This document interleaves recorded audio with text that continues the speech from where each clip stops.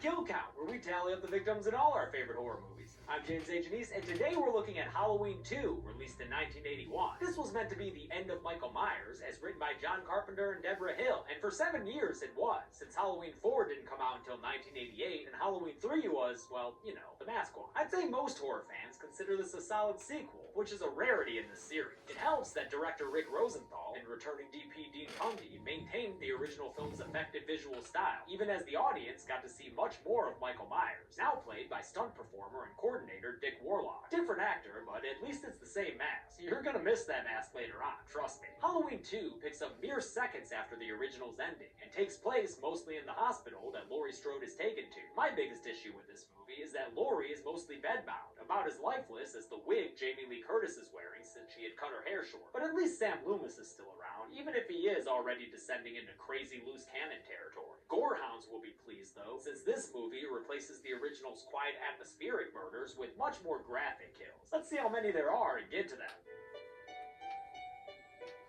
The movie begins with Mr. Sandman performed by the Cordettes, beginning the franchise's weird fascination with that song. Wouldn't that song be more appropriate for like Freddy Krueger? We actually watched the last couple of minutes of the original play out again, although new footage changes it so Loomis shoots Michael 7 times, and has the killer falling off the front yard balcony instead of the back. Either way, same as before, that boy be gone. Loomis loses his shit, and we get to hear the re-synthesized theme after he yells at one of the neighbors. I've been trick-or-treated to death tonight.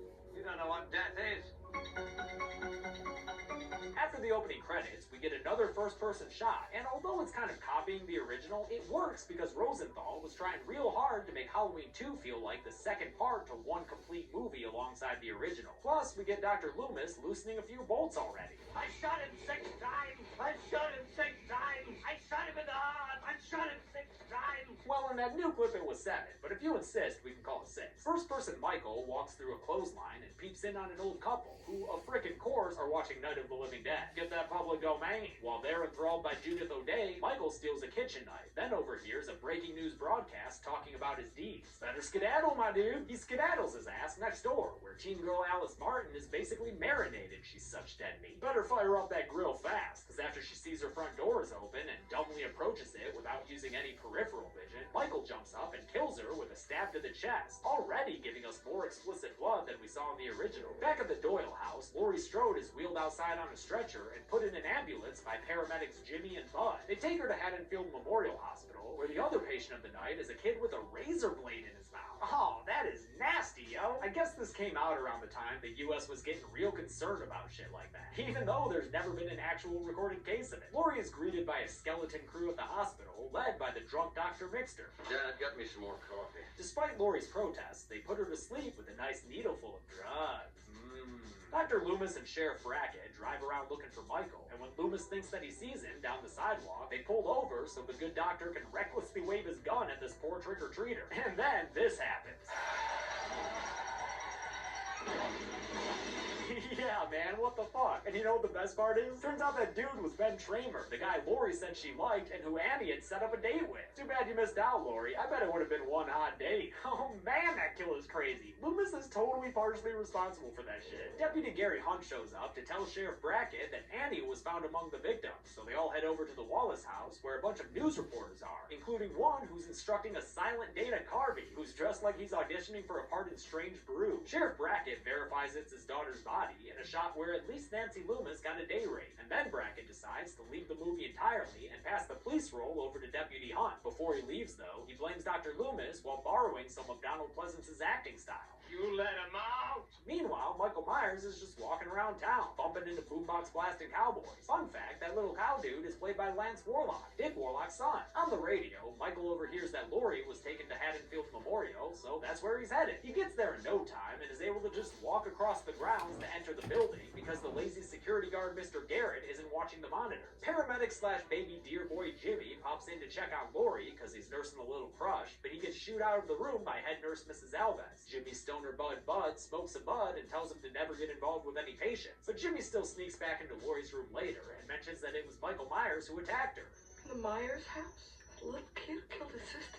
Oh yeah, Laurie had no idea that it was local legend Michael frickin' Myers attacking her in the first movie. You never really think about that. But if you think that's a crazy revelation, Laurie, just wait till the end of this movie. It looks like the phone line is down, so Mr. Garrett is called upon to fix it. He leaves a walkie-talkie with young nurse Janet, but fails to tell her how to use it. So, you know what? It's about to be his own damn fault when he gets killed. His inevitable demise happens after a lengthy investigation of the storeroom, when he closes the door to find Michael waiting for him with a hammer claw to the head. Very reminiscent of the sheriff's death in Friday Part 2, which came out the same year, 81. Big year for hammer claws. As the stoner stud Bud seduces another nurse, Karen, Laurie lies in bed and has flashback dreams of a real frank family conversation. I told you, I'm not your mother. She also has memories of a little boy sitting at a window who, you know, is obviously Michael Myers. It's all just setting us up for that reveal at the end of this movie that won't even be canon anymore in the new one coming out. Bud and Karen end up making out in a physical therapy hot tub when the scene gets a little hotter thanks to Michael Myers tampering with the temperature valve. Bud gets out to make things more congenial to his sperm count, and unseen by Karen as she towels herself off, is killed by Michael Myers strangling him in the background in a silent death. I guess he's getting choked with the length of some cord or something. It doesn't really matter. He did. Karen is obviously the next one to go, and it's probably the film's most memorable death, which we'll get to as soon as Karen stops caressing Michael's hand and putting his fingers in her mouth. Ah, gross, Karen. That has to taste like grease and copper. After Michael is like,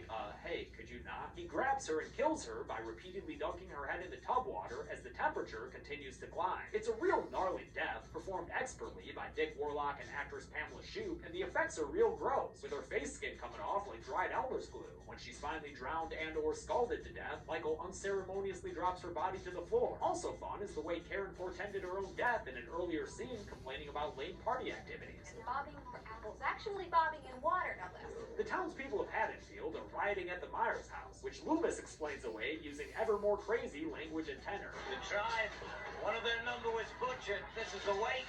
Yeah.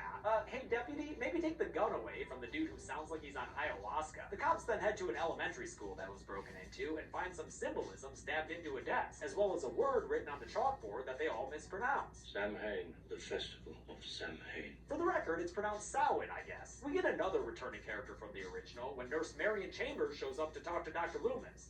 I didn't recognize you. Dude, she opened the first movie with you and got her car stolen. Come on, how could you forget this chimney of a woman? She tells Loomis that the governor has ordered him back to Smith's Grove. Cause I guess by now, even Springfield knows how crazy he's become. A federal marshal escorts the doctor and nurse out of Haddonfield, with Loomis muttering about evil and shit, until Marion shuts him up by saying that they found a secret file on Michael Myers with some juicy backstory in it. That girl, that strode girl, that's Michael Myers' sister. That's right, this is the reveal that Laurie Strode was Michael's baby sister, and that after her and Mikey's parents died, she was adopted by the Strodes. Loomis yells at the marshal that Michael must be on a mission to kill his little sis now, and pulls a gun out on the officer as he orders him back to Haddonfield. What does you fellas usually do? Fire a warning shot, right?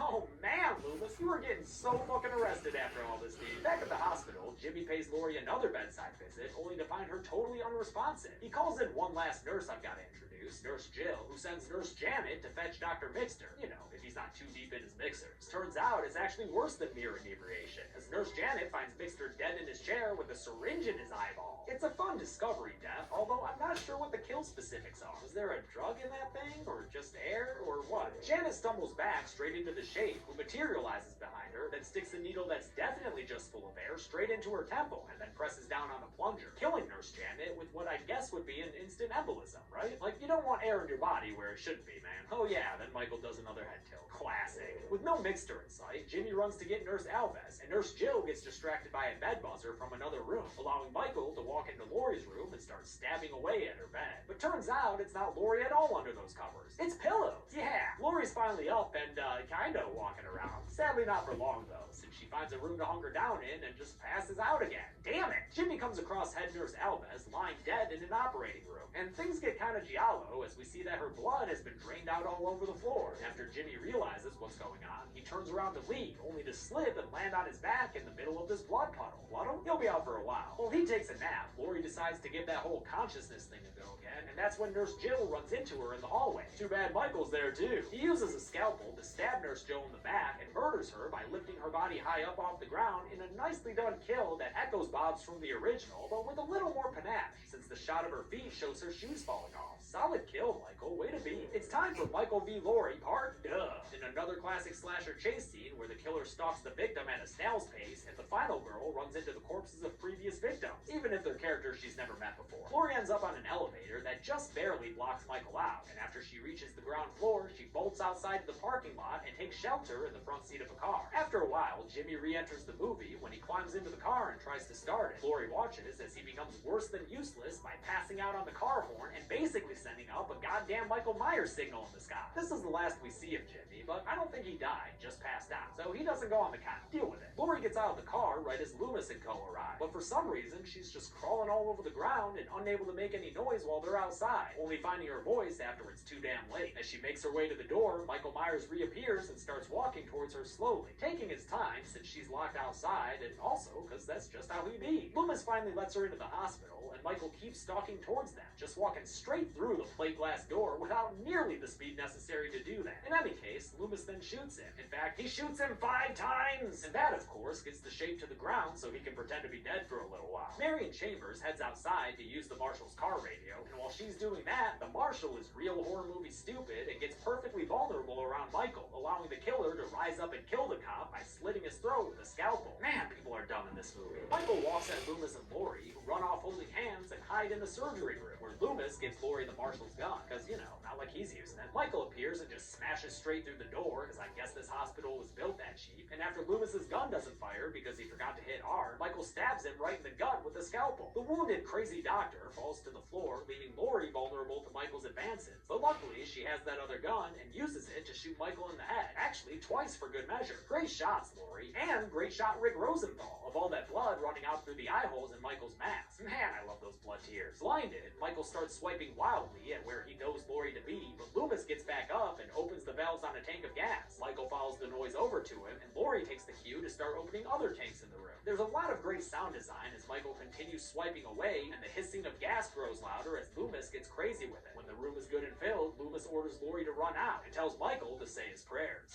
It is time, Michael. With that, we get a giant hospital explosion that fills the hallway with fire. From the flames exits Michael Myers, trying one last time to keep on keeping on. In a fire stunt that was so hot, Dick Warlock got burns on his arms from the zippers on his flame suit. Thankfully, they don't put metal zippers on flame suits anymore. The heat proves to be too much for Michael, and he collapses to the ground. And although this was originally the death of both Michael and Loomis, that was retconned in Halloween 4, so nope, they don't go on the kill count. The movie ends the next morning with just a bit more of Sheriff Brackett and Dana Carvey as Laurie is wheeled out to an ambulance. Michael Myers continues to burn as Mr. Sandman plays once more. You know, statistically, you are most likely to die in a hospital. How many people was that true for in Halloween 2? Let's find out and get to the numbers. 10 people died in Halloween 2, a solid doubling of Michael's first outing. The victims consisted of 5 guys and 5 girls, giving us an even 50-50 split between genders, and with a runtime of 92 minutes, we had a kill on average every 9.2 minutes. I'll give the golden chainsaw for coolest kill to Nurse Karen. I feel like I have to. Although there were plenty of other commendable deaths in this movie, nothing is as memorable as Karen's face peeling off as Michael dunks her over and over again. If only that hot tub were a time machine to go back to when she was still alive. Dog machete for lamest kill will go to the Marshal because it was super dumb of him to get that close to Michael, and he makes a goofy face as his throat is slit. And that's it. Halloween 2 came out in 1981 and was a success at the box office, which makes the Season of the Witch thing even more baffling. I'll explain next week, but until then, I'm James A. Janice. This has been The Kill Count. Thanks a lot for watching this week.